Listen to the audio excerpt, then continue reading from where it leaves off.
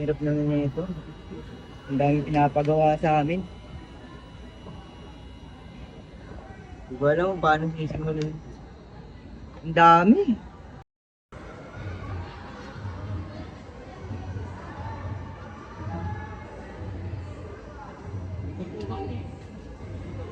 Gagawa mo dyan, bobo ka.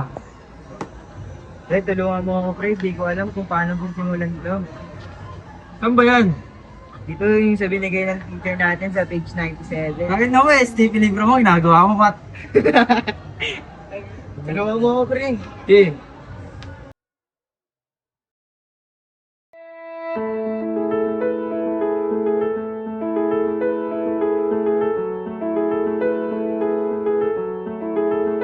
Hindi hadlang ang hirap sa pagtulong.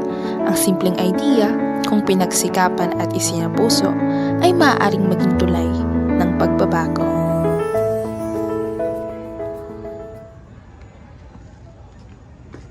May pabasa ko ng buhay.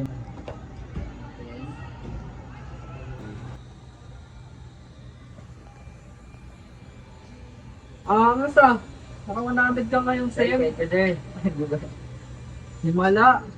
Di ikaw to ah. Ano to? Huwag ka na pumasok. Thank you po, sir. Matando ka na.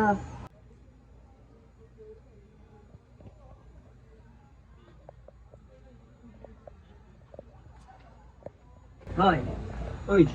Uy. perfect ako kanina to. Ayos ah. Ganda niyan ah. Thank you, tol, ah. Ano to? Gago, wag na. Okay, sa'yo na yan. Yo lang yun. Hindi. Sandita dito ah. Ayos ah.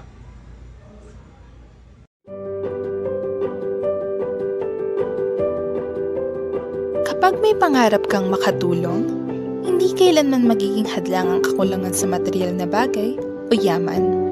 Sa halip, ang tunay na puhunan ay ang iyong ideya, kasipagan at malasakit sa kapwa. Sa pamamagitan ng malikhain at makabuluhang pag-iisip, maaari kang makahanap ng mga solusyon sa kahit anong hamon.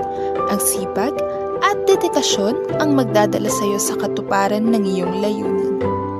Habang ang malasakit at pagmamalasakitan sa iba ang magpapalalim ng iyong adhikain.